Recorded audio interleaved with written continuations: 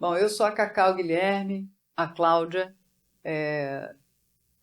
sou a produtora do Portal Cacau e estou imensamente feliz e honrada porque nós estamos recebendo aqui na Casa Lírio a Thames, que é uma líder, uma mulher profundamente inspiradora, que vem fazendo um trabalho reconhecido e a gente vem falar, hoje o tema que a gente escolheu é a restauração da energia feminina e o xamanismo como um instrumento de recuperação dessa energia.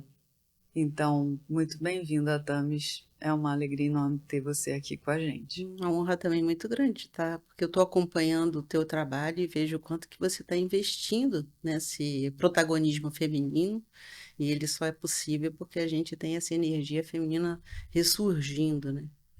Ressurgindo porque não é de hoje. Isso é uma coisa muito antiga, muito antes do patriarcado, né? Então, tradições dentro do xamanismo, acho que seria interessante falar um pouquinho sobre o xamanismo, seriam teriam a base matriarcal. Não necessariamente até hoje seriam matriarcais, porque a gente foi colonizado, os colonizadores tinham um veio muito mais patriarcal ou totalmente patriarcal, então surgiu uma influência muito grande nesse matriarcado, né? Então, hoje o que a gente está vivendo, esse ressurgimento desse feminino, que não é relacionado ao sexo da mulher, o feminino é o feminino, não é especial só para a mulher. Os homens são tocados por esse feminino, a gente pode falar sobre ele, né? É algo que é como se fosse assim, uma renaissance, uma coisa como na arte, né? Um dia teve que renascer, porque tá ressurgindo. Eu acho que tem suas épocas, a Terra está emanando isso agora, e os céus aceitando. É incrível. Bom, eu fui iniciada por você no xamanismo, né?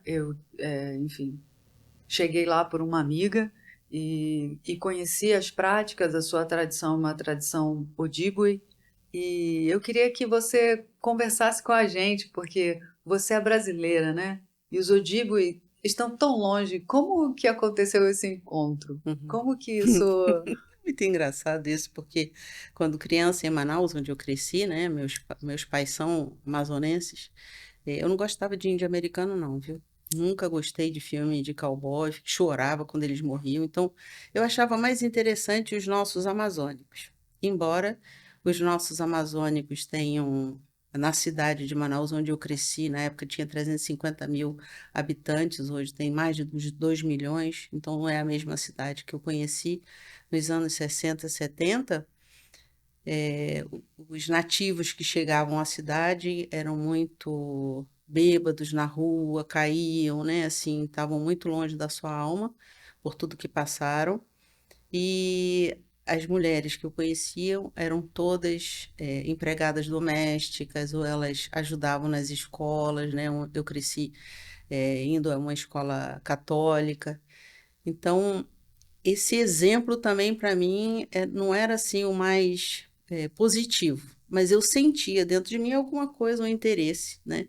Embora eu tenha sido criada para ser branca, sendo de tradição nativa, quer dizer, o meu sangue é nativo, meu pai é Mura, minha avó Mura, então assim, é, quanto mais puderam me embranquecer para me proteger de uma sub-raça é como é vista as tradições nativas em muitos lugares no Amazonas, principalmente em Manaus, nas cidades grandes, né?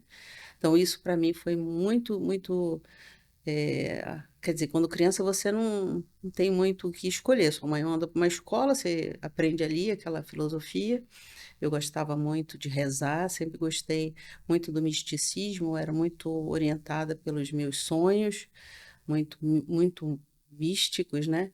E eu sinto que isso daí já mostrava esse meu lado religioso, né? Naturalmente religioso, místico, mas quando eu tinha por volta de 21 anos, quando eu me separei do meu primeiro marido, passando por um trauma muito grande, isso aí tem muitos estudos sobre isso, quando a gente passa por um trauma muito grande, a gente se afasta ainda mais da alma. Então, ao invés da gente se aproximar dela, a gente se afasta ainda mais da alma. E nisso eu busquei muitas saídas, né? Algumas positivas, outras nem tanto, como se eu estivesse procurando a liberdade, a felicidade, o bem-estar, e eu não conseguia achar, até que eu encontrei uma senhora branca do Canadá, falava inglês do Canadá, num congresso. O congresso era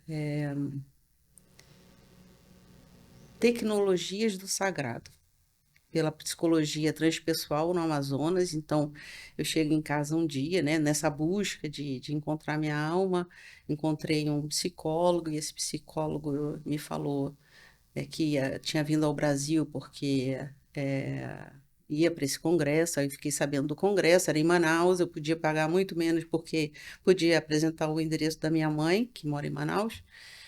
E aí eu chego em casa e disse, Ian, meu marido, né? Eu vou levar nossa filha, que tinha 1 ano, comigo para Manaus e vou fazer esse congresso que eu estou sentindo que é onde eu devo estar. Minha mãe ia poder ficar com a minha filha, não era tão longe do hotel que ia ter o congresso.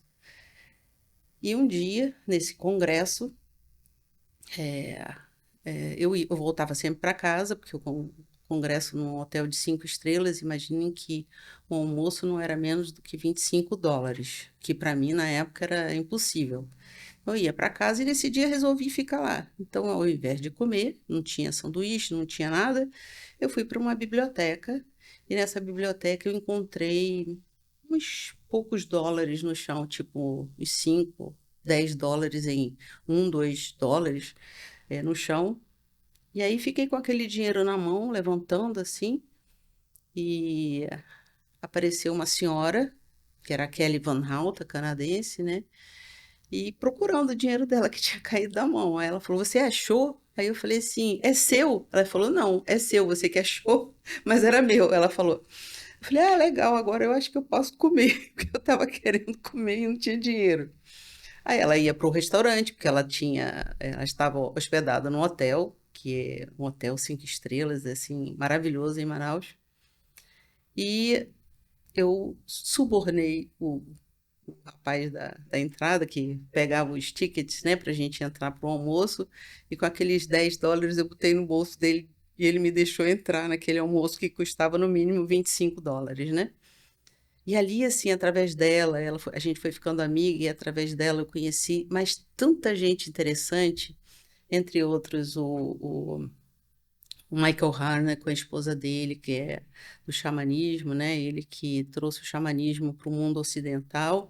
Ele viveu entre os Navajo, ele viveu também entre os indígenas da América do Sul e ele transformou os métodos xamânicos que ele tinha aprendido em uma escola que hoje é divulgada no mundo inteiro, né? A escola Michael Harner, da Califórnia, já falecido esse senhor. Então eu conheci ele, conheci o Ramadás, conheci o Stanislau Grof, né, da Transpessoal. Era um congresso da Transpessoal, como eu falei, e conheci, vamos dizer assim, a nata, né? E eu sempre com a Kelly, e a Kelly muito voltada com essa questão do indígena. Ela disse: Eu vim para esse congresso em Manaus porque eu queria conhecer os Yanomami. Eu falei: Eu acho que aqui você não vai encontrar Yanomami, não.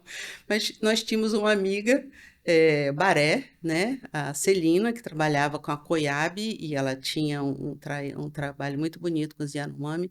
Apresentei a Kelly e ela trouxe umas cestarias Yanomami para vender. Então a Kelly, na hora, conseguiu uma mesa, que para conseguir aquela mesa tinha que ter pago não sei quantos dólares, foi assim um absurdo. Eu sei que em 2 dias ela conseguiu US$ 800, vendendo o que uma cesta era 5, ela vendeu por US$ 50.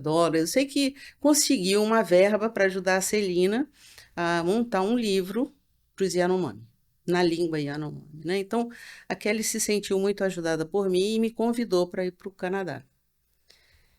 Bom, falei de novo com meu marido, filho pequeno, né? Vou para o Canadá e se essa mulher não for tudo isso que ela está falando que é, eu cheguei no Canadá, ela me apresentou essa tradição, Ojibwe, que, como ela falou assim, branca, né?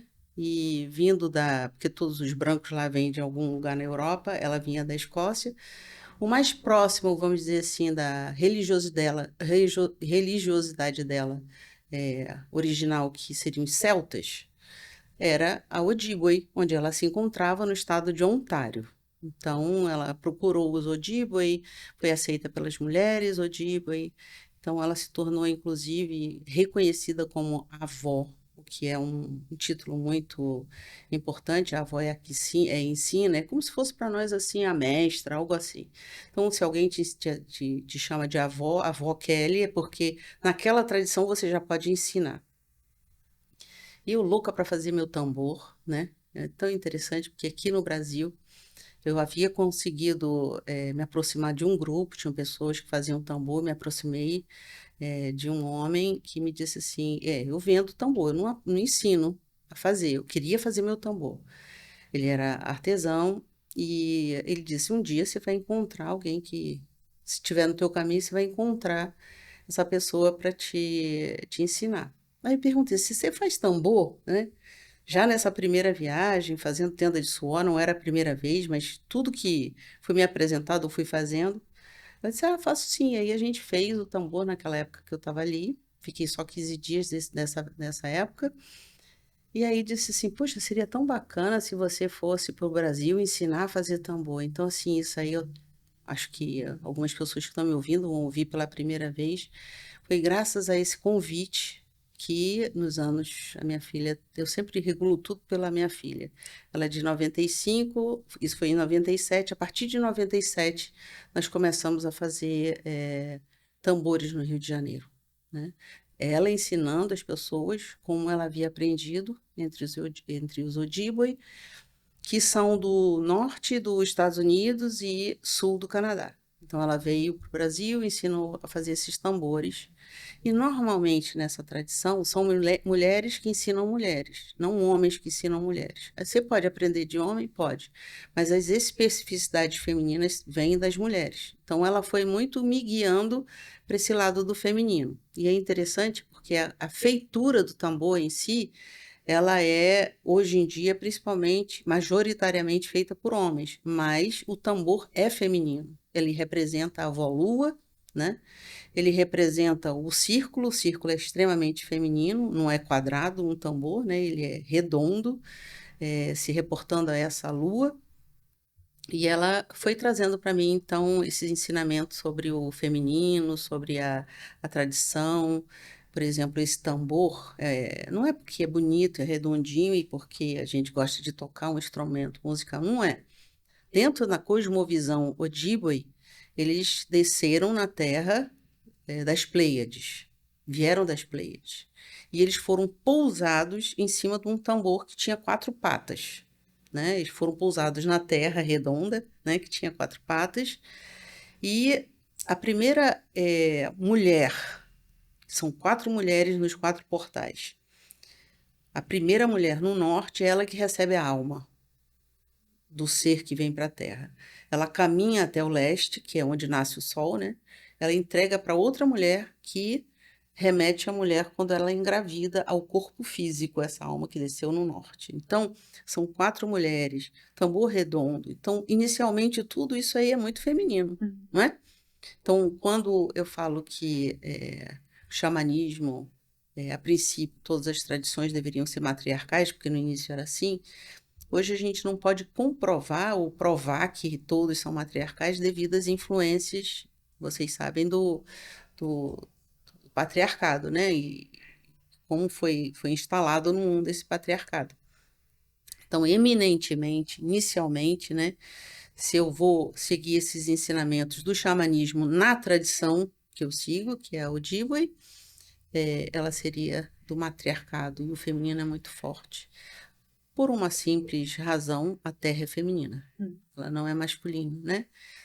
Não teríamos, assim, a relação como tem o xamanismo europeu com deusas, a gente tem com a natureza. Então, a criação, a terra, tudo é feminino. A minha filha podia entrar e sair nos encontros de mulheres, porque ela é criança, a gente não vai deixar a criança presa, né? E a gente fazia na casa da minha vizinha, então ela corria para casa, corria para cá, corria para lá, entrava na... Um dia ela chega na reunião, né? Tendo feito essas idas e vindas. o papai tá me oferecendo R$ 10 para eu contar o que que tá acontecendo aqui. Que ela gostava de dinheiro, queria comprar a filha. E ele é super feminino. Eu ficaria imaginando um homem assim, né? Que esse bando de mulher tá fazendo aí? No mínimo, tá falando contra a gente, né? Então, mesmo um homem muito feminino, como é no caso dele, tem isso, né? Sim. Eu gosto de contar essa história, me alegra também. O início é muito importante. Não foi duro, Uhum. pelo contrário, foi muito. Parecia uma luva entrando na mão, né? Ela foi cabendo. Não tive que fazer esforço nenhum, né? Eu acho isso muito positivo, sabe? Porque algumas pessoas, muitas pessoas, têm a crença de que se for fácil, não é para ser, Uhum. né? Eu acho que isso é romantizar sofrimento. Todas as coisas que ficaram também na minha vida muito, muito fortes vieram, não foi com facilidade, mas foi com naturalidade, como se aquilo Uhum. tivesse um lugar já pronto Uhum. e um fluxo, uma leveza e uma alegria. E também, assim, várias circunstâncias que proporcionaram, né? Por exemplo, a minha entrada no trabalho com sexualidade. Nenhuma criança sonha em ser sexóloga ou trabalhar com isso quando cresce, né? Uhum.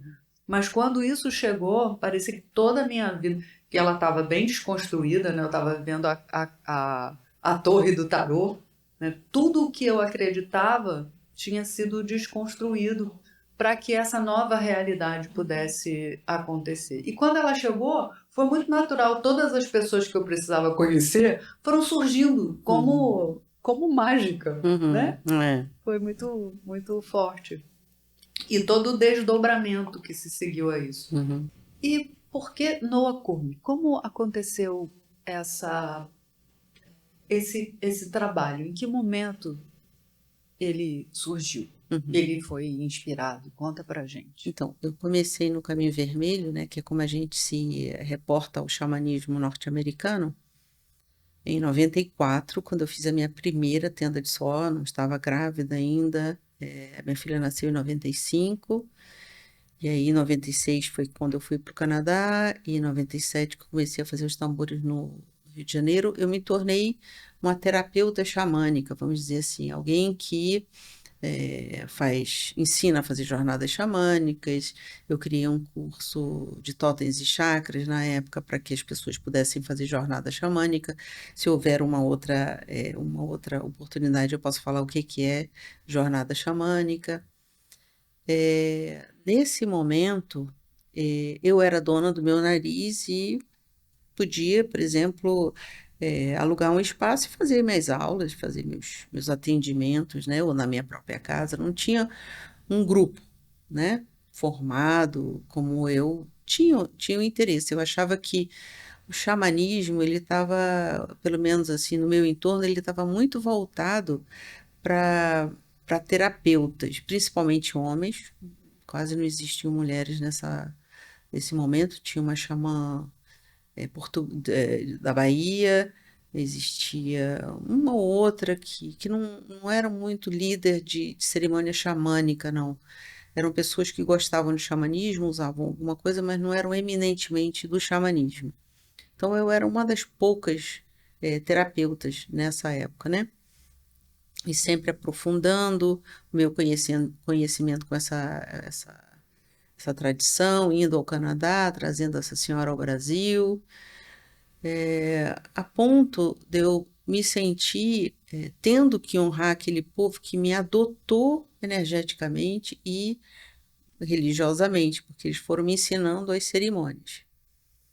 E eu senti que para crescer eu precisava escoar esse conhecimento de uma forma mais democrática, comunitária. Então eu tinha vontade de ter uma sala, de ter um local onde eu pudesse chamá-lo de meu, né? Onde eu pudesse usar a hora que eu quisesse. E aconteceu da gente ter que sair da nossa casa, que era uma sala pequena, e ir para uma sala maior em 2012. E em 2013, o Carlos Sauer, que é outra pessoa do xamanismo, que trouxe o xamanismo para o Brasil através do Rio de Janeiro, uma pessoa muito bacana, ele falou assim: Tamis, eu tô com um contato, uma pessoa muito bacana, um líder, um guerreiro.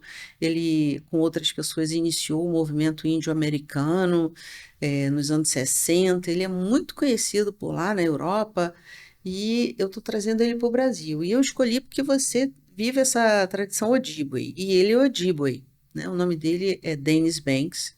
Quem gosta de filme norte-americano deve ter visto ele no último dos Moicanos, cara bonito que só, ele era amigo do pessoal de Hollywood, né? Então ele era um tipão, né? Aí ele chega aqui no Brasil com 80 e poucos anos, o Carlos me apresenta, eu fico muito amiga dele, muito próxima dele, e ele gostou muito da minha filha, chamou ela de neta, né? Então, assim, sempre acompanhando ele foi percebendo que eu vivia, né? Não só no trabalho terapêutico, mas na minha vida, na minha família, essa tradição Odibo. Ele me reconheceu como Ojibwe, né? E, por exemplo, na primeira tenda de suor que ele apresentou no Rio de Janeiro, ele me chamou para fazer as vezes da mulher medicina na tenda de suor. Ou seja, é aquela que senta perto dele, é aquela que vai dar as ervas, é aquela que meio que arruma toda a tenda de suor para que aconteça, instrua as mulheres do que fazer, com os rezos, com as ervas, né? Então aquilo ali foi me deixando cada vez mais próxima dele, mas também confiante, né?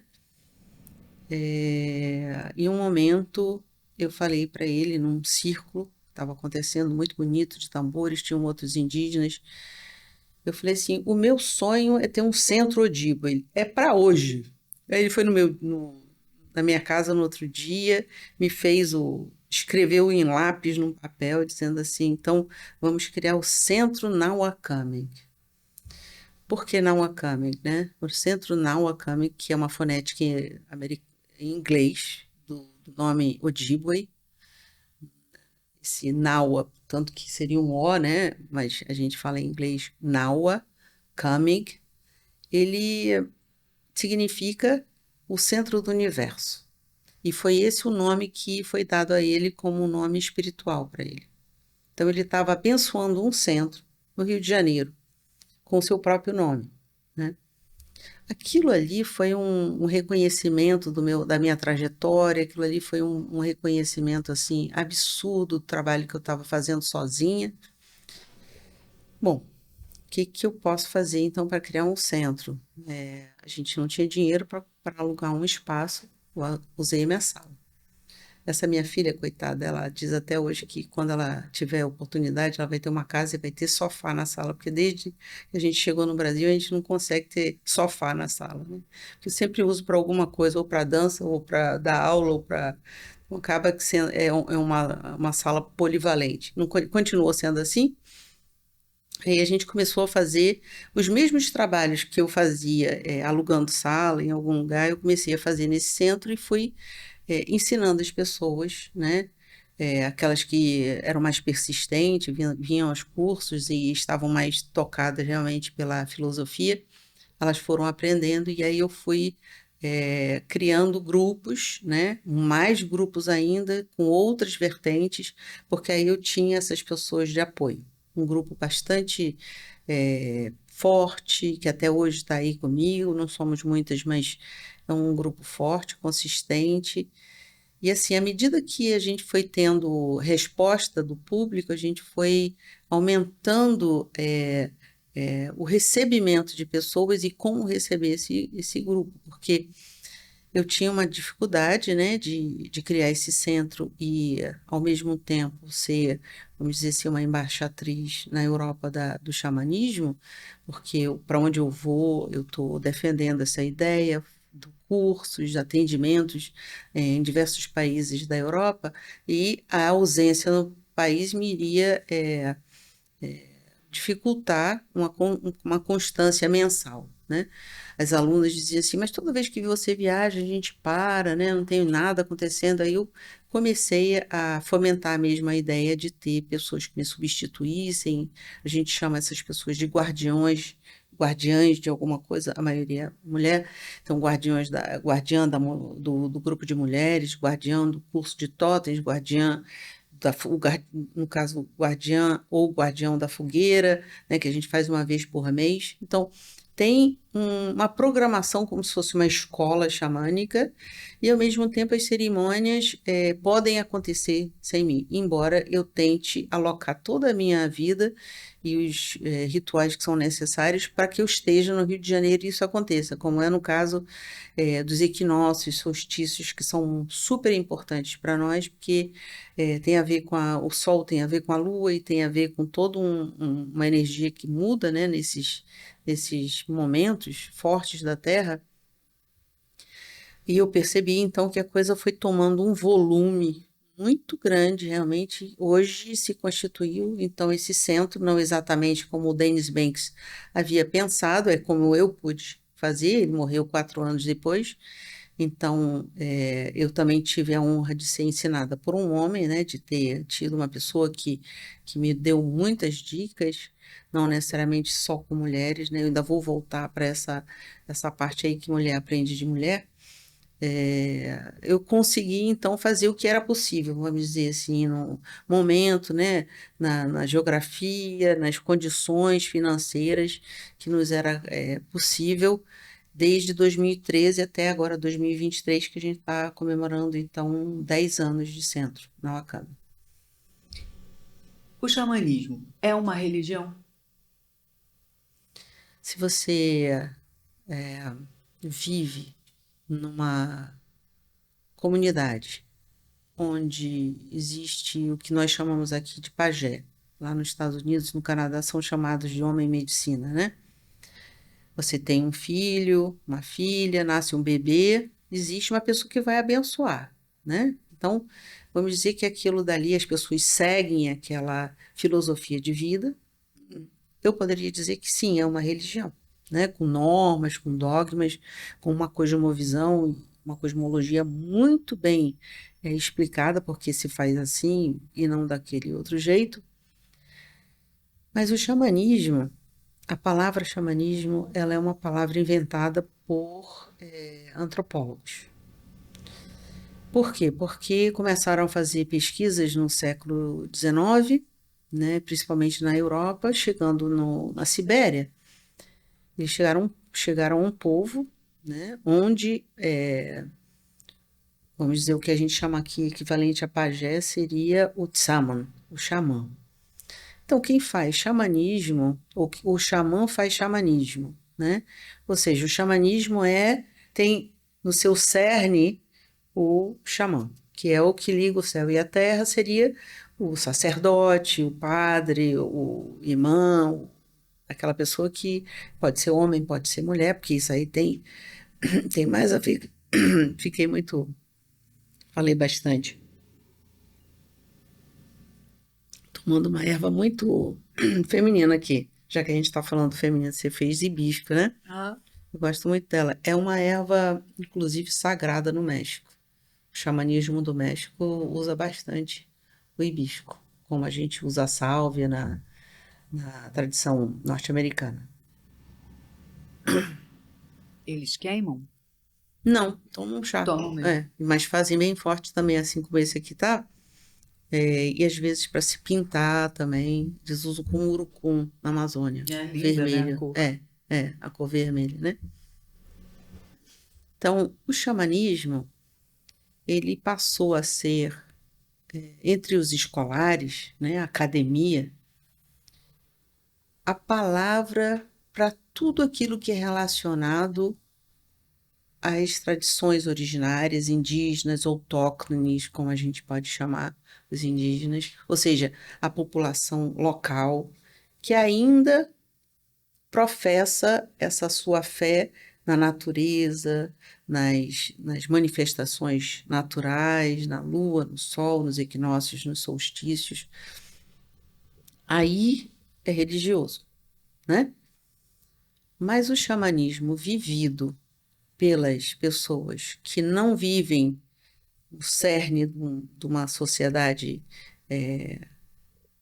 xamânica, indígena, autóctone, ou então em aldeia, eu diria que é mais uma filosofia de vida do que uma religiosidade, né? Porque não tem dogmas, você pode, hoje em dia na cidade, você vê pessoas que gostam do xamanismo amazônica, seguem muito as tradições do Acre, do Amazonas, do Peru, onde eles têm ervas e a gente não chama de droga, né? A gente chama de plantas enteógenas, porque você conversa com Deus nessas tradições.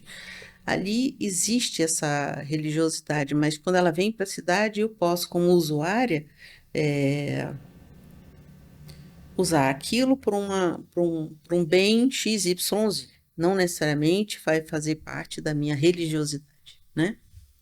E ao mesmo tempo pode vir uma pessoa e falar sobre o xamanismo celta e eu me interessar, eu posso falar sobre o xamanismo norte-americano com as jornadas xamânicas, eu posso me interessar, então eu incluiria também na minha vida a jornada xamânica.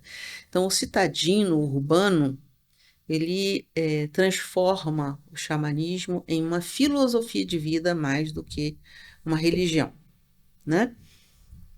Então, eu acho que isso aí faz a diferença entre o que é religiosidade e também a filosofia de vida. Não sei se ficou claro para você, né? Era isso que Sim, você queria. queria entender e queria que as pessoas percebessem também, Uhum. né, que enquanto religião, ele também não é excludente, né? Ele não exclui outras maneiras de se conectar a Deus, né? Isso. Porque você não está incluída ali naquela comunidade. Se você está incluída nessa comunidade, e essa comunidade, vamos dizer assim, usa a ayahuasca como a forma de se conectar com Deus, o rapé, as ervas, né? Ou então os produtos que a floresta dá. Você conheceu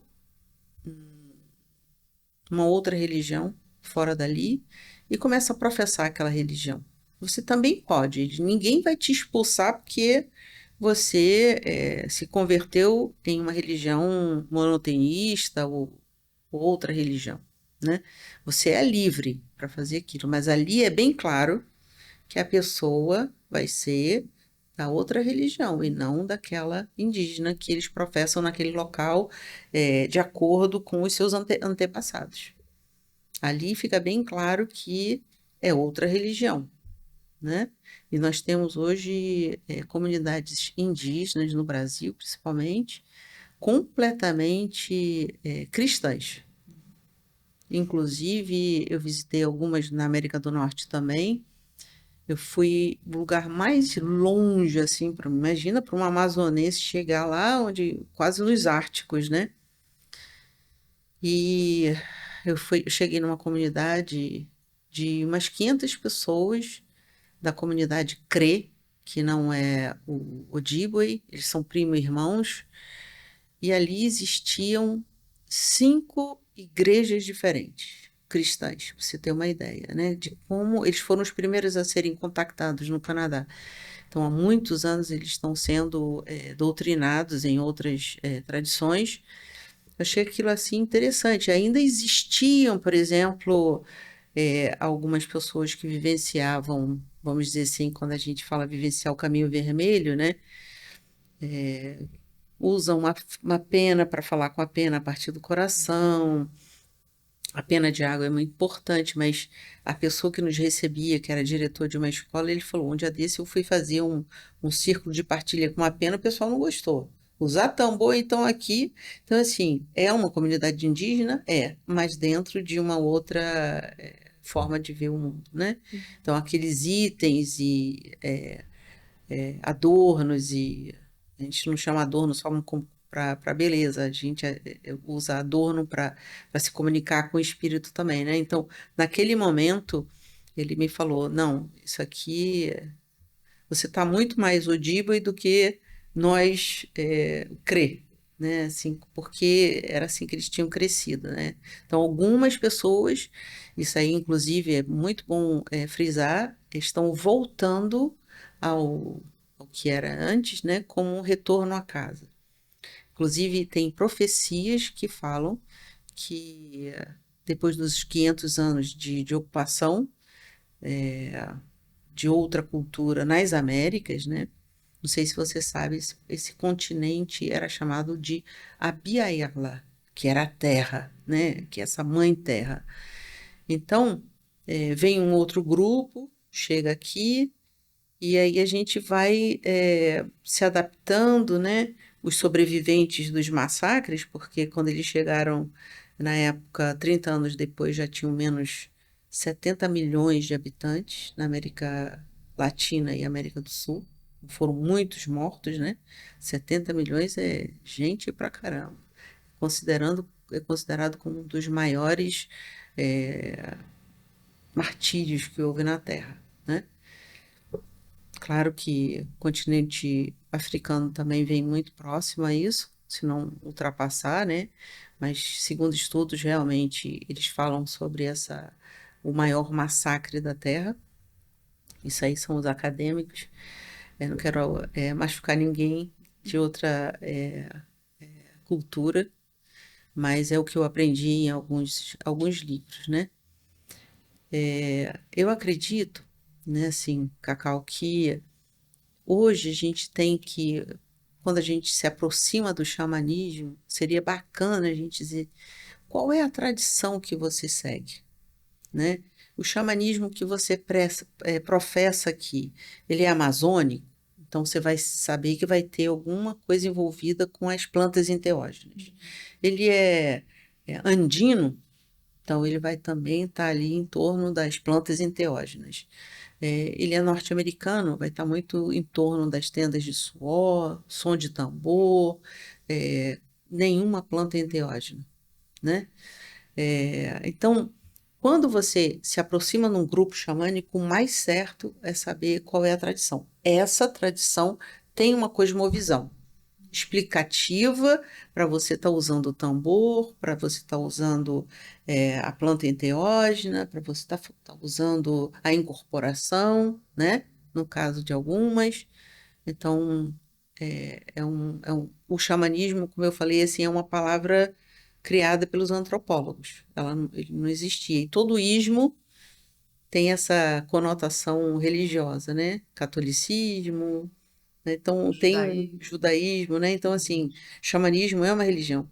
Logo depois dessa live, eu vou, assim, com muita alegria, falar numa escola junto a outras religiões, representantes de outras religiões, e eles dizem, né? Nós estamos convidando você porque você é representativa de uma religião, porque eu professo isso como religião na minha vida. Né? Mas eu não posso dizer que se você se aproxima e você vem, você não pode ter uma outra religião, porque você vem aprender alguma coisa no centro xamânico.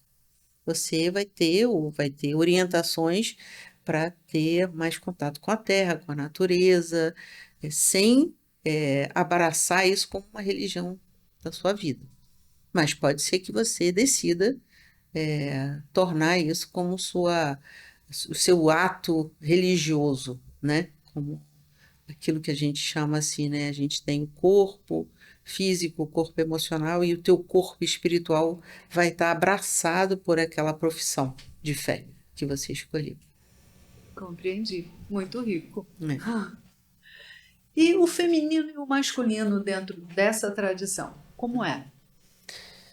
Então eu só tô achando assim que faltou eu explicar que quando eu recebi essa tradição, eu vim, quando eu voltei para o Brasil, eu dizia sempre para essa minha mentora, é assim que a gente se relaciona com quem te ensina, é uma mentoria, né? Ela te ajuda, te orienta. Eu falei, eu tô sentindo tanta falta da nossa tribo, né? Ela disse, por que que você não cria a sua própria tribo, né? Já que você não tem. Aquilo dali ficou para sempre na minha vida. Mas de uns anos para cá, eu comecei a me aproximar da minha etnia original, né? Que são os Mura. Inclusive, esse centro, ele tem como um dos pilares ajudar financeiramente projetos, né, interessantes e de médio e longo porte, né, médio e longo prazo, com um porte consideravelmente capaz de se autossustentar em algum momento, então não é uma brincadeirinha, né?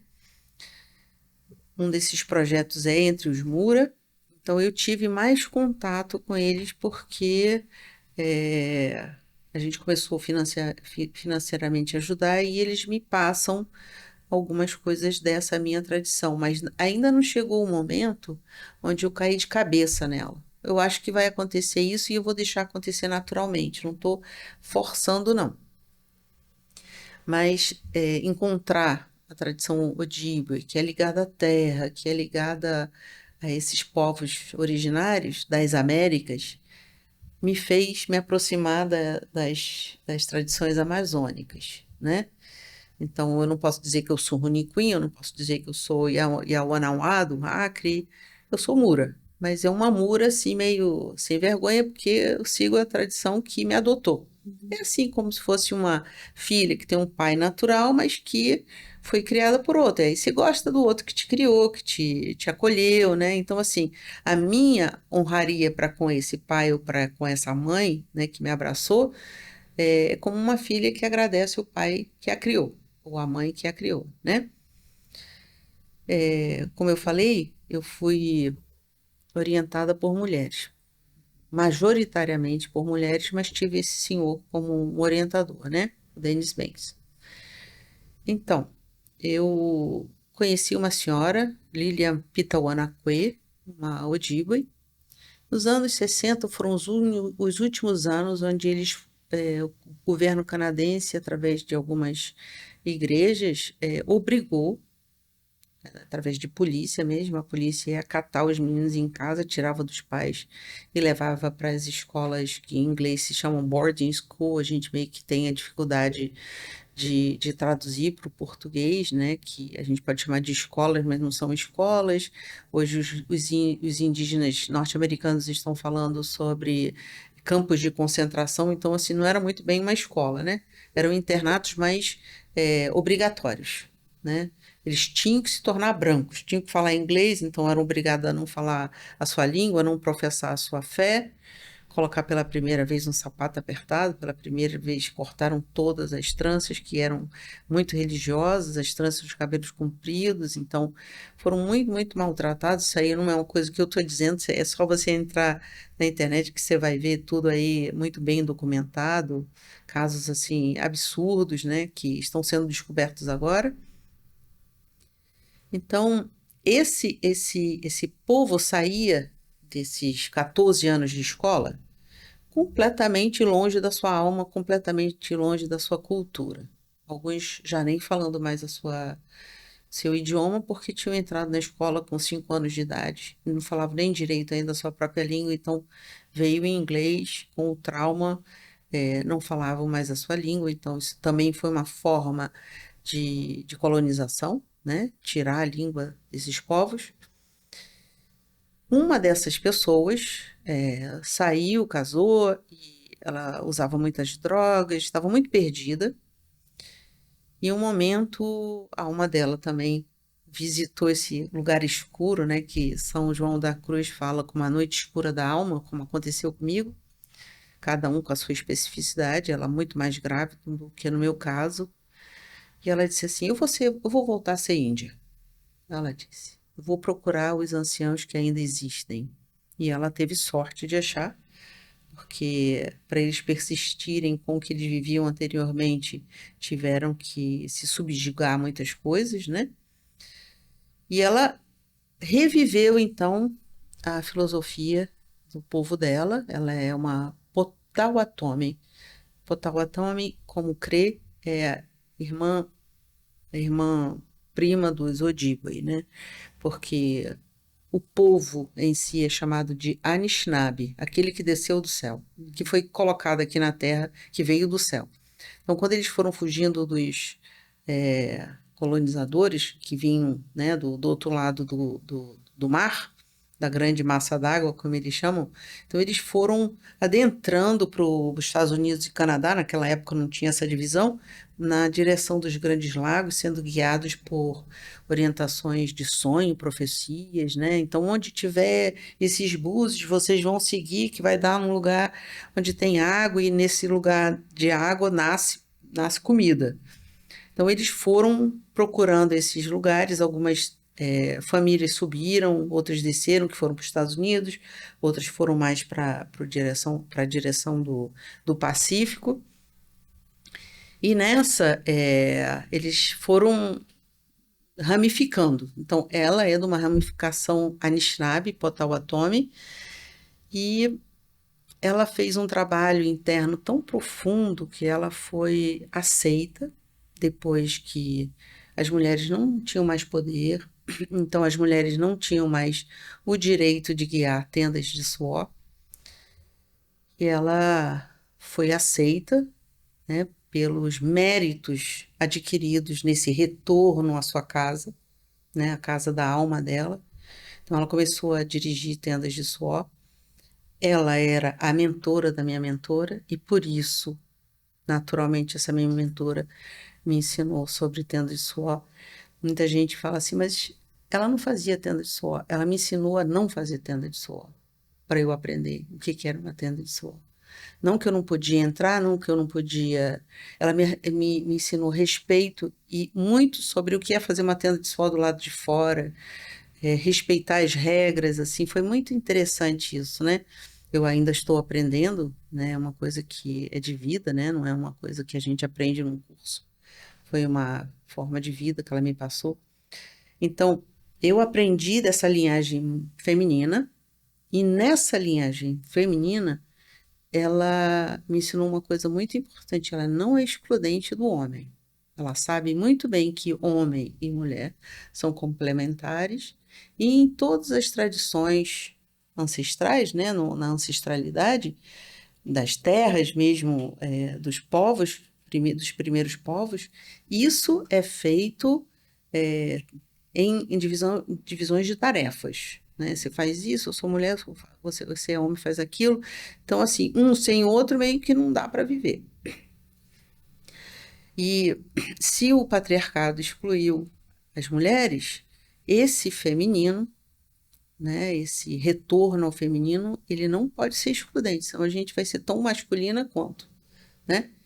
Então, eu sempre tive uma dificuldade, vamos dizer assim. Eu participei de grupos de mulheres há muitos anos. No Rio de Janeiro, nós tivemos pessoas que vieram de outros estados, né? Então, eu percebia que aquela pessoa não era excludente ao homem, mesmo que fosse muito feminino, né? Eram mulheres. Não era excludente do homem. A gente não estava ali para falar mal do homem, não estava ali para criar um poder feminino que era excludente do homem. Era para empoderar as mulheres, né? E durante uns anos da minha vida, eu visitei alguns grupos que sim eram excludentes. Então, eu sabia que eu não gostaria de criar grupos de mulheres onde isso fosse acontecer. Quando eu criei o centro em 2013, foi exatamente no ano que nós fundamos o primeiro encontro de mulheres, com 4 mulheres, para afirmar, não foi eu que escolhi, eram 4 mulheres, firmar as 4 direções. Então, dali as coisas foram se desenvolvendo, né? E o que nós fazíamos já há 19 anos, então muito mais do que 10 anos de centro, o que a gente chama de coroação das sábias, nós trouxemos para o grupo de mulheres. Então, os grupos os encontros de mulheres, eles têm sempre esse crescendo da gente ir falando sobre coisas assim que vai levar até a mulher sábia, a mulher velha, né? Que é a coroação das sábias, que acontece há 19 anos no mês de junho, por ser inverno, porque tem na parte branca aqui, que é a lua, que é o norte, que é o inverno, é o momento que a gente coroa a sábia, né? Então a gente versa pelas 4 direções durante o ano para chegar nesse cúmulo aí da sábia mulher, né? Então, o encontro de mulheres seria uma forma de resgatar parte das almas femininas que ao longo da nossa história vão ficando perdidas ou separadas de nós? Então, a gente fala sempre que na roda da medicina, que é esse círculo, ele representa aqui esse círculo, além dessas quatro cores, teria o verde, que é a terra, que estaria abaixo dele, né? Se a gente fosse fazer como um cilindro, acima o azul, que é o céu, um azul escuro, e no centro um roxo, né? Então, essa, essa, essa roda da medicina, ela nos ensina que o centro é o objetivo da gente chegar perto da alma. Assim, se a sua alma está no centro, se você tiver muito pro leste, por exemplo, a gente falou agora do norte, né? Mulher sábia. Se você se sentir muito sábia e excluir todas as outras coisas, você está desequilibrado. Então, volta para o centro, né? Então, essa roda da medicina ensina que se você está muito criança, como é no caso do leste, você também está desequilibrada. Ou eu estou extremamente desequilibrado no momento. Eu estou trabalhando que nem uma louca, eu estou no oeste, né? Assim como adulta, né? Eu estou chegando, estou com 61 anos, então eu devia estar me começando a descansar agora, né? Usufruir do que eu trabalho, do trabalho. Então, nesse caso, eu tenho o tempo inteiro que está me policiando, né? Se eu estou muito criança, se eu estou muito farrenta, então eu estou aqui no sul, quero só saber de sair com colegas, né? Então, essa roda da medicina, ela nos ensina o tempo inteiro, durante o dia, que existe um equilíbrio entre essas quatro direções, né? Então, esse centro seria o resgate dessa alma, não só para as mulheres, como também para os homens, né? No encontro de mulheres, é claro que quando a gente vai falar de menina, a gente sempre trabalha a menina ferida, porque a gente sabe que aí, na infância da gente, tem muitas dores que também provavelmente não foram trabalhadas ao longo da vida. Então, a gente começa normalmente por isso, depois a gente passa pela noção de adolescência, quando você se torna pela primeira vez menstruada e se torna mulher, né? Dentro dessa visão mais ligada à terra, já começa a ser mulher no momento que você menstrua. Então, é, depois a gente vai para o adulto, onde a gente. Desculpa, de novo.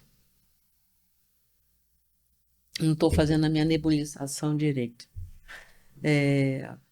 Então, quando a gente está fora desse centro congregador dessas quatro direções, a gente estaria fora, longe da nossa alma. Mas no grupo de mulheres, efetivamente, a gente está querendo empoderar essas mulheres, né? Eu percebo, assim, o quanto que elas estão perdidas, não que os homens não estejam, e o quanto que elas precisam ouvir que existe um caminho para o meio. Um caminho de coração. Às vezes algumas chegam e dizem assim, mas é tão difícil conversar com outras pessoas, porque eu estou sentindo com o coração. E a humanidade como um todo está vindo para esse coração, né? E isso é que permite essa renaissance, esse renascimento do que era muito antigo, porque a humanidade está vindo da cabeça para o coração. Não é só mulher, não é só o Brasil, nem é só o xamanismo, está tudo vindo para o coração. E o coração é um domínio muito mais da mulher, né, do que do homem. Não que a mulher não seja mental, racional e tudo que o homem também é. Mas e o homem também está indo para esse coração, né? Só que a gente tem uma vantagem em relação a eles, porque a gente tem a maternidade, mesmo que você não tenha filho, você adora uma criança, muito mais do que às vezes um homem fica tão tocado, às vezes o homem fica com medo de pegar na criança para não quebrar. Então, assim, a mulher é muito, parece que naturalmente ela está ali para cuidar, né? Então, isso é muito do coração. Então, o encontro de mulheres é um empoderamento, sem dúvida, né? Mas todo o trabalho do centro é para o empoderamento do ser humano, né? Inclusive, eu tenho, assim, não eu, né? Foi aprendido que os ritos de passagem são extremamente importantes, evitando que adultos de 60 anos sejam ainda adolescentes, né? Porque não passaram pelos ritos de passagem importantes. Então, esses ritos são bem marcados no Centro Nawakami. E eu tenho a honra de dizer que algumas outras religiões, pessoas de outras religiões que vêm até nós, que não professavam mais a sua religião, como no caso, por exemplo, de umas quatro pessoas da tradição judaica, que ouvindo a importância de passarem por ritos, né, por ritos de passagem, voltaram para a sua tradição para fazer o que não fizeram na adolescência. Isso eu acho assim, eu perdi essa pessoa porque ela volta para sua religião, né, no meu grupo, mas assim, eu fiquei tão contente, sabe, de que elas entenderam que a sua origem dava aquilo que elas estavam precisando. Talvez não da forma que elas queriam, mas elas precisavam ter passado por aquele rito de passagem, né? Então, ao mesmo tempo que é empoderamento do feminino, é o empoderamento também do ser humano, né? Voltar e descer para esse coração, aí, que não é o órgão, né? É a emoção desse coração. Que é o que é mais importante, né? Como a gente se sente. Como a gente se sente é muito importante para manter esse equilíbrio, né? Uhum. Nessa roda, nesses ciclos, né? Quem você é, em que lugar dessa trajetória de vida você está? O que essa alma está experimentando? Isso é muito rico, muito grandioso. Eu acompanho o teu trabalho, né? Eu não tenho muito conhecimento sobre o Tantra, não. Mas eu me aconselho com os espíritos. E um dia, fazendo jornada xamânica, eles me disseram que a humanidade está saindo da cabeça, né? Está indo para o coração, isso vai passar um tempo acontecendo, e que em algum momento nós vamos descer para o primeiro chakra. Descendo para o primeiro chakra, nós vamos voltar para aquilo que inicialmente os xamãs utilizavam, né? Eles usavam muito o corpo e usavam muito a sexualidade, não o ato sexual, mas a sexualidade e a energia sexual, para sentir o que estava acontecendo no seu entorno. Então, o que você está fazendo hoje, Cacau, você já está preparando pessoas para esse novo que vai vir, que pode levar aí uns 200 anos, né? Mas é um retorno que já aconteceu, né? Não é uma coisa nova na humanidade. Algumas tradições, melhor do que eu, você vai explicar, indianos, por exemplo, que têm o tantrismo como uma religião, não é? Uhum. Então, assim, essa forma de ver a sexualidade no corpo como uma energia vai ser a voga daqui um tempo. Então, você está fazendo uma preparação junto com outras pessoas para essa humanidade.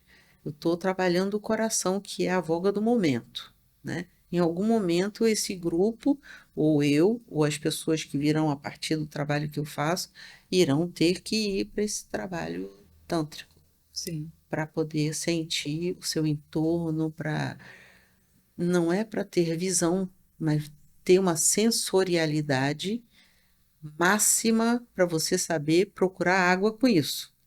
Saber se aquele lugar é o seu lugar de poder ou não, através disso, né?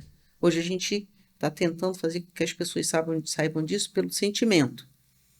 Antes era pela razão, né? Eu só sabia onde eu estava se eu tivesse a latitude e a longitude. Hoje a gente já começa a dizer, eu estou num outro lugar aqui, eu estou na Ilha do Governador, né?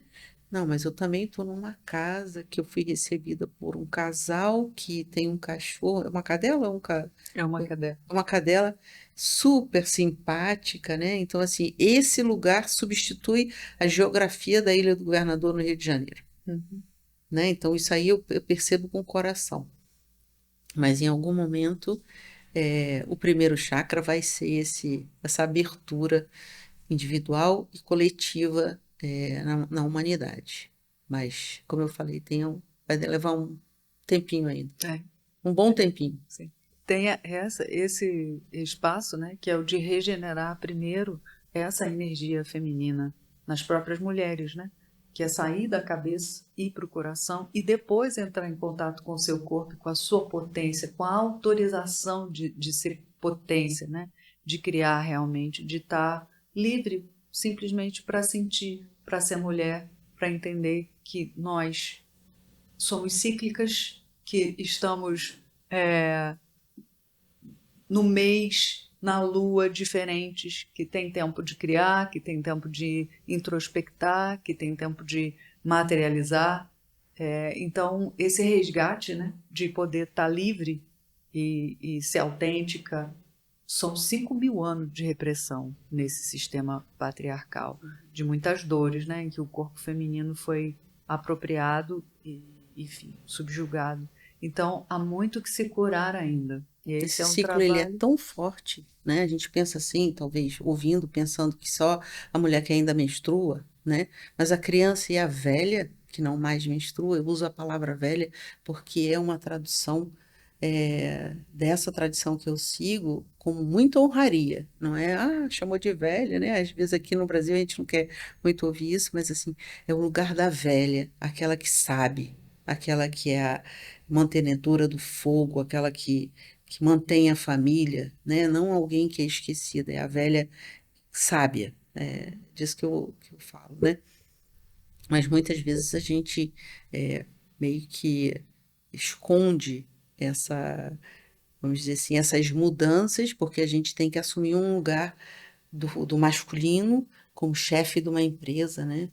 Então, assim, eu tomo uma injeção para não mais menstruar, eu vou ficando meio que homem, né? Para poder ter aquele lugar de, de, de ser mandatária e não nada me atingir. Mas a gente acaba, influenciando muito o nosso corpo mental, emocional e físico, né? Adoecendo. Adoecendo. Então, falando sobre essa questão do desequilíbrio energético feminino, a gente tem hoje uma doença entre as mulheres que é a maior incidência, que é a síndrome dos ovários policísticos, que é exatamente o retrato dos corpos femininos dizendo que a energia masculina está sendo usada excessivamente. Então, os ovários produzem óvulos que são entregues e não são fecundados.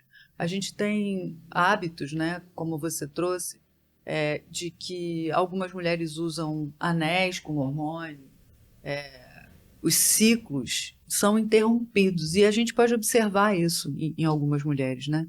Eu faço atendimento em mentoria e eu tive algumas clientes que estavam muito acima do peso, porque tinham optado por usar um anticoncepcional sem interrupção, que é um anel que vai liberando hormônio.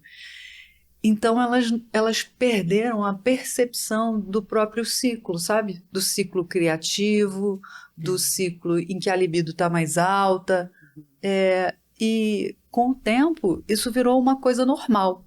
Mas elas começaram a ganhar muito peso e resolveram, depois de um tempo, né, com a mentoria, e, enfim, com uma reconexão com o seu feminino, com o seu corpo, com a sua própria natureza e com os seus ciclos, a interromper. E perceberam quanto elas estavam diferentes. Mas elas só conseguiram perceber que não estavam fluindo na sua melhor versão porque pararam. Então, é muito importante olhar para isso, olhar para esses dados, né? Para o que a gente está fazendo coletivamente com a nossa energia feminina e como o corpo fala. O corpo fala o tempo inteiro, né? Então, é muito importante voltar a ouvir esse corpo. E a gente só consegue voltar a ouvir o corpo quando a gente consegue priorizar o que a gente está sentindo, as nossas emoções, como é que a gente está num ambiente diferente, né? Foi o que você trouxe. Você está na Ilha do Governador, tem um cachorro, um casal simpático, mas como é que eu me sinto nesse ambiente, né? O que que eu produzo em termos de emoção? O que que eu posso mudar? Como que eu posso interagir com isso para me sentir equilibrada, né? Para me sentir em paz, para me sentir produtiva e atuante em cada um desses ciclos. Então, nesse lugar, né, que é o de trabalhar esse retorno ao sentimento e também na confiança sobre os nossos próprios corpos, né, sobre os corpos femininos, é que a gente vem atuando. Muitas mulheres se afastaram disso, porque esse nosso sistema, ele nega isso, né? Então, você tem a necessidade de ter uma performance enorme E para isso menstruar não é legal, né? Isso, que é ter a prestativa, né? Ser a diretora, a executiva, né? Exato, está sendo disponível, né? Está o tempo inteiro disponível para o sistema e muitas vezes está indisponível para você, porque muitas mulheres às vezes ficam trabalhando num período de 8 horas e sentem vontade de ir ao banheiro, né, de urinar, e não vão porque não está na hora. E a empresa penaliza para isso. Então, tem uma série de doenças, né? Pedras nos rins, e de tanto você Cistite, né? Cistite, essa é uma das doenças, eu acho que é a terceira. A maior é o ovário, a síndrome do ovário policístico. Mas tem 10 que são muito fortes. E a cistite é uma delas, né? Porque não para. E quando você começa a não prestar atenção naquilo que você está sentindo, né? Sentindo fisiologicamente, não posso ir no banheiro agora porque não está na hora. Daqui a pouco você começa a não sentir fome, você começa a se desconectar do seu corpo e das necessidades que esse corpo tem. E ele é seu amigo, é o seu melhor amigo. É o veículo do instrumento, né, da experiência da alma aqui. Então, No xamanismo a gente chama a canoa da alma, né? Corpo, corpo, não né? é? Bonito isso. E aí, como que você se desconecta? Como que você vai pilotar com maestria essa canoa se você, toda hora que ela está se comunicando com você, né, ela está dizendo o que ela precisa, o que ela deseja, como a experiência da vida pode ser melhor para você, você anula, você cancela em detrimento a algo que você aprendeu, né, que você tem que estar disponível, que você tem que trabalhar, e a gente acaba ficando fora, né, do que a gente deseja o tempo inteiro, né? Atendendo ao chefe, atendendo ao trabalho, atendendo ao filho, atendendo.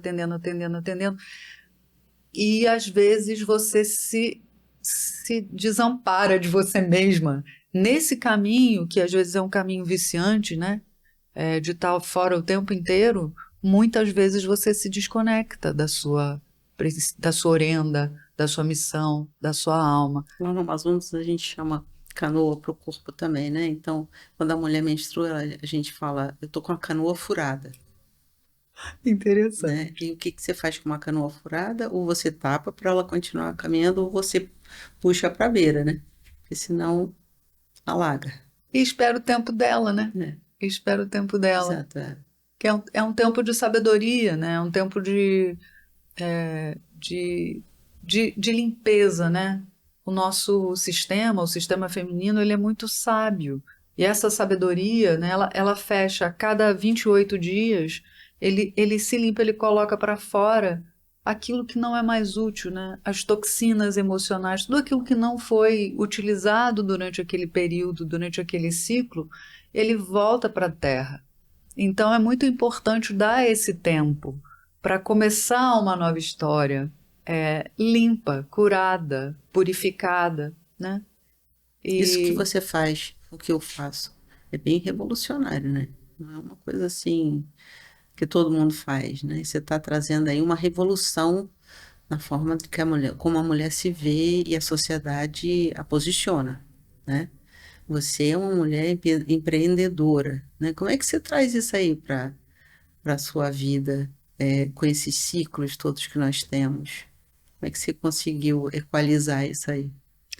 a primeira forma, né, foi isso, sendo empreendedora e saindo do mercado tradicional do trabalho, porque ele é muito frustrante. Eu lembro das emoções que eu senti assim que eu entrei no mercado. Eu estava num lugar que eu gostava muito, eu queria trabalhar no hospital e eu estava lá. Só que eu comecei a perceber que as pessoas chegavam e saíam. Eu trabalhava num lugar que era um subsolo, né? Então eu não via a luz do dia e eu achava que aquilo não podia ser positivo. Como que uma pessoa tem uma condição de trabalho em que ela não entra em contato com o dia? É como se aquele dia não tivesse passado por mim, porque eu não recebi a luz do sol, eu não interagi com a natureza, né? A minha natureza não interagiu. Então eu sabia se estava chovendo quando as pessoas chegavam molhadas. E se elas estavam muito suadas, eu sabia que era um dia de muito calor. Mas a temperatura era sempre igual. Então, aquilo foi me angustiando. De qualquer forma, eu não vim de uma família de empreendedores e eu não tinha alguém que pudesse me dar um exemplo, né? Ou que que me inspirasse a fazer alguma coisa de diferente. Então, num determinado momento da minha vida, as coisas dentro desse mercado tradicional do emprego, né, ponto, deu muito certo e em um momento deu muito errado. E eu tive que aprender a empreender. E foi aí, quando eu aprendi a empreender, que eu aprendi a me respeitar e a entender que a natureza, mesmo dentro desse sistema, sempre encontra um lugar quando você faz aquilo que faz a sua alma vibrar. Naturalmente as coisas vão se atraindo e eu percebi que a vida ela é muito mágica quando a gente confia.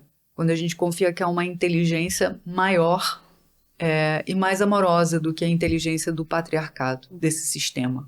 E assim, ouvindo você falar, parece até que você não tem filho, que você não é casada, né? Que você tem todo o tempo do mundo para fazer o que você quer.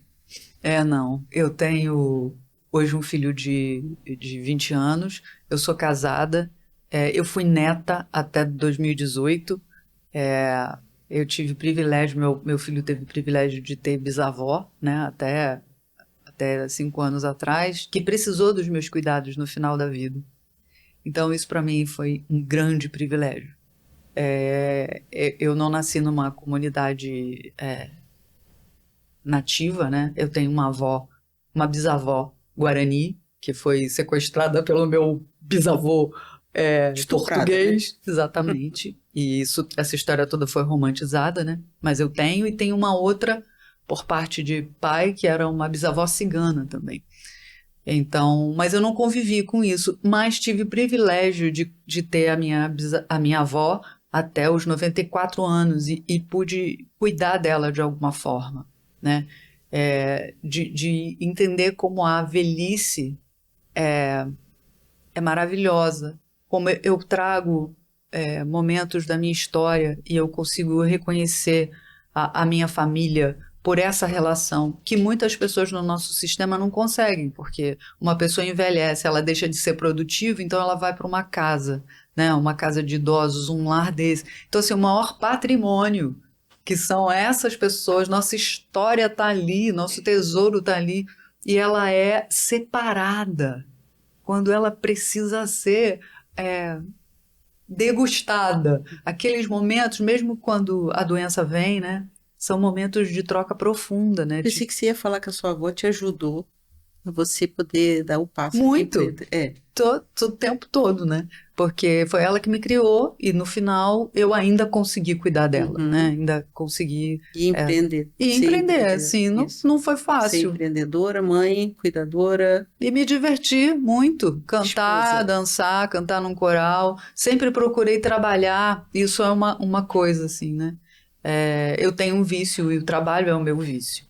Então, eu sempre procurei trabalhar com aquilo que eu gosto, porque me dava prazer, né? Então, trabalhar com a arte, eu acabei me tornando, durante um tempo, produtora cultural, tive uma produtora, e todas essas coisas juntas, sabe?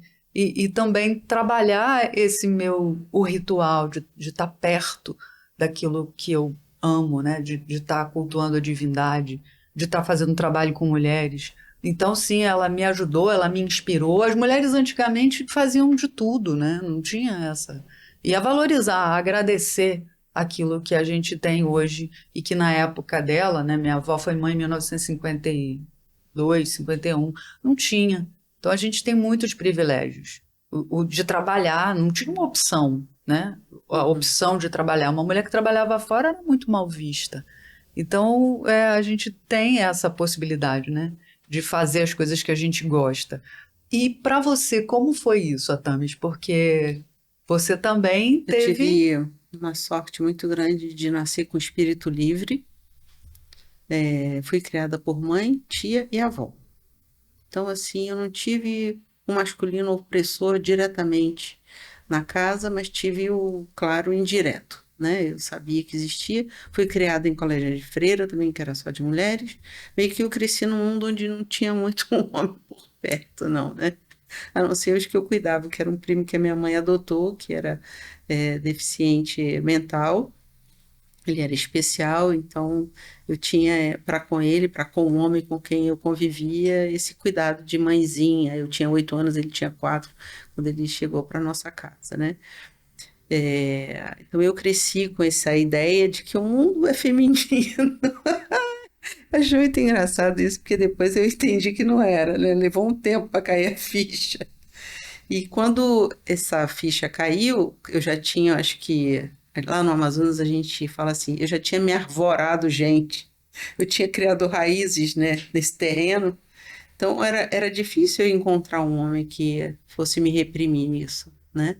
Inclusive a primeira separação, né, no caso do meu primeiro marido, tinha muito a ver com isso, né? Porque ele era muito masculino e ele era muito é, do patriarcado, né? Então não tinha como ficar realmente com esse homem.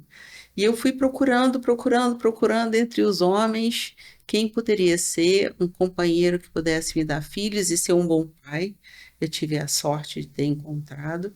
E também uma pessoa que me alimenta muito para eu seguir nessa liberdade e ser exatamente o que eu preciso fazer na vida para trazer para casa a felicidade também. Porque uma pessoa que é muito reprimida acaba que ela não consegue trazer a felicidade para dentro de casa. Então, é uma coisa assim, eu prendo, mas eu também não consigo ter daquela pessoa que fica ali do meu lado uma mulher feliz, né?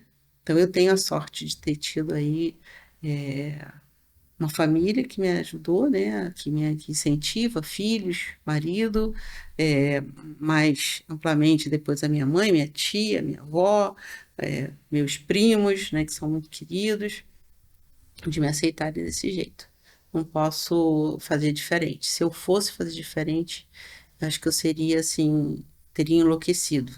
Então, era uma questão de saúde, né? E eu sempre fui muito diferente da minha família, então eu tenho a impressão de que desde criança eles foram me entendendo como diferente e aceitando as minhas diferenças, né? Hoje me sinto mais bem aceita e apoiada, mas talvez por isso, porque já era diferente desde criança. Não foi assim tão gritante, vamos dizer, a ser aceita. Entendo. E eu não queria dizer aqui, mas eu vou dizer, também se não me aceitasse, problema deles, porque eu ia fazer do mesmo jeito que eu tinha que fazer. Só ia sofrer mais, porque eu não ia ter apoio, né? Mas a gente tem que trabalhar muito nesse apoio. Acho muito importante esse apoio. Sem dúvida. Né? Eu também tive uma rede muito grande, né, de apoio à minha mãe, à minha avó, e, e assim, os homens, né, da minha família eram homens muito sensíveis, assim, dentro desse sistema, né, patriarcal, mas muito amorosos, muito presentes, e isso foi muito positivo. E o meu companheiro é terapeuta, né, e me apoia, não só me apoia, o portal somos nós dois.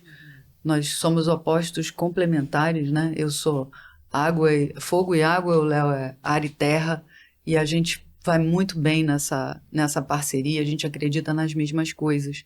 E eu acredito nisso, na realidade, né? Nesse equilíbrio entre o masculino e o feminino. E eu sei que isso ainda vai demorar um bocado, mas isso funciona, isso dá muito certo quando a gente consegue equilibrar isso dentro da gente, né? E eu, na minha família, era a da novidade, né? Eu sou a que traz a novidade e é estranho, mas a novidade traz um movimento, né? Como eu falei, eu não sou de uma família de empreendedores, a minha família é toda de funcionários públicos. Então, quando chega alguém para empreender, para construir Não alguma vai dar coisa do certo. nosso... Não vai dar Exatamente. certo, vai morrer de fome. Mas eu nunca dei nem tempo das pessoas dizerem não vai dar certo, porque eu já ia comunicando o que eu estava fazendo e falei, você pode me ajudar a fazer isso? Você pode fazer isso aqui? E esse temperamento, né, de incluir as pessoas no seu sonho, na sua visão, porque eu muitas vezes fui e sou orientada pelos meus sonhos, por algo que as pessoas às vezes não veem, não percebem, né? Isso traz um estímulo e um movimento para a vida muito grande, né? Então, é muito bom poder trabalhar assim junto. Eu acho que tem uma coisa que eu tenho que falar para você sobre esse equilíbrio que você diz. né? Trazer para a sua vida, a importância de trazer, porque eu percebo nos seus atos algo muito feminino nesse empreendedorismo, que é, por exemplo, ajudar outras mulheres. Por exemplo, quando você me convidou para fazer essa entrevista, eu achei super bacana. Se mostrou ali uma sororidade, né? Que a gente sabe que no mundo atual é uma contra a outra, né? Então, assim, isso daí é muito feminino que você fez, né? A gente está conversando aqui, você está dando seu espaço, né, para falar sobre suas coisas e também ouvir o do outro, isso é extremamente feminino. Então, fiquei muito feliz e estou trazendo isso mesmo de uma forma bem explícita para que as pessoas entendam que esse empreendedorismo que você fala que é masculino, né? Empreender é masculino, mas pode ser feito de uma forma muito circular, muito comunitária, né? Como você está fazendo. Então, parabéns pelo que você está fazendo. Obrigada. Caminhando o que fala, a gente fala no xamanismo. É muito natural para mim, porque fazer junto é construir, né? Eu acho que a vida, ela é isso, uma construção, e cada um vai trazendo uma coisa, né? Cada um traz uma cor, traz um cheiro, e fica tão mais bonito quando a gente consegue trabalhar junto, sem o propósito da meta, do resultado, né? De chegar a um final, mas junto, vamos fazendo, vamos nos alegrando na trajetória, né? Então, é uma alegria mesmo, e o trabalho com mulheres me traz uma revitalização muito grande. Eu fui coroada agora no último ritual incrível que você, enfim, lindamente conduz. É um trabalho maravilhoso, social, emocional. É um ritual de passagem que as mulheres precisam retornar, sabe? Então, apesar de ser uma sábia, né, de 52 anos, eu me sinto muito jovem, muito reabastecida. Eu entendo que é um lugar de construção de um legado e eu preciso de muitas mulheres, muitas parceiras Uhum. para fazer isso Sem dúvida, acontecer. pode contar. Isso aí. É isso. Então a gente está terminando esse nosso encontro e eu espero que seja o primeiro de muitos. Já estivemos juntas em outras situações, né? Eu tive a alegria de construir o meu tambor com você. Tive também junto com a Darlene, né? Que é uma, Ancião uma Ojibwe, Ocean né? Ojibwe. E, enfim, várias relações, limpeza de relações, e muitos ensinamentos, Uhum. muita partilha, muita troca. E eu espero que a gente continue aqui, podendo trocar com as pessoas um pouco de tudo isso que é tão rico e traz tanto sentido para a nossa existência, né? A gente faz o que gosta. É isso? Exatamente. Eu acho que, assim, para finalizar, eu só ia falar assim, como que ter me dado conta de que eu não estava nesse mundo de mulheres que eu pensava ser, né, por ter crescido numa família de mulheres. Não é tão fácil ser uma líder espiritual num centro xamânico, num mundo ainda de homens, né? São muitos terapeutas, muitos líderes, pajés, mas eu fico feliz que isso esteja mudando, né? Ontem eu estive num ritual xamânico, uma roda de rapé do povo Runiquim, do Acre, e a senhora se intitula Mãe Gé, porque afinal eu cuido da roça, minha filha, eu também cuido dos filhos, faço a comida, então eu não sou pajé, eu sou Mãe Gé, né? Eu achei tão bonito aquilo, ela tomando essa autonomia de trazer essa ritualística, que a princípio estaria só na mão dos homens, e falando o quanto que é importante a gente se empoderar como mulher, que as mulheres lá na aldeia que ela cresceu entravam caladas e saíam mudas das reuniões, então que ela está mudando isso, né? Que eu imagino que vem dentro dela, né? E isso é possível por essa situação que eu falei, que realmente o mundo está mudando, né? Está se tornando muito mais coração, que é muito mais feminino, então isso aí vai acontecer em todas as localidades do mundo. vai ter um ressurgimento da importância da mulher em todos os lugares. Mas eu queria trazer também que a gente não fique pensando assim, ah, então ela é presidente do Centro Xamânico XYZ na Wakami, né? Tradições nativas, e que eu fui tão bem abraçado por todos os homens que fazem isso, não é? E também pelas mulheres que por trás vão dizer assim, né, não é tão bom o que ela faz, porque você sabe que tem uma rixa aí do feminino contra o feminino também, né? Então a gente ainda está nesse lugar de disputa, né, não é tudo flores, não é? Só trazer isso para cá, para essa conversa, porque posso ter dado a ideia de que é muito fácil, mas não é não, e você sabe. Todo mundo que empreende sabe que é um mundo muito de cão, né? Como a gente chama. No próprio Tantra, né? Se você observar aqui, e mesmo na Índia, apesar do Tantra ser feminino, os líderes, São a homens, né? maioria, 99% Isso são é o homens. caso no Brasil também? Também, Uhum. também. E é o espaço que a gente vai, né, Conquistando, né? conquistando. É, tá certo. Muito obrigada, Cacau, por ter trazido essa possibilidade e agradecer também aos meus antepassados, ao Criador, Criadora, a criação, de estar guiando a gente com as nuvens que vão chegando em cima da nossa cabeça, que vão mudando o mundo, e a gente só vai seguindo esse movimento realmente universal, né? As transformações certamente não vêm só de dentro para fora, o externo corrobora com essa transformação interna. Isso Sem aí. dúvida.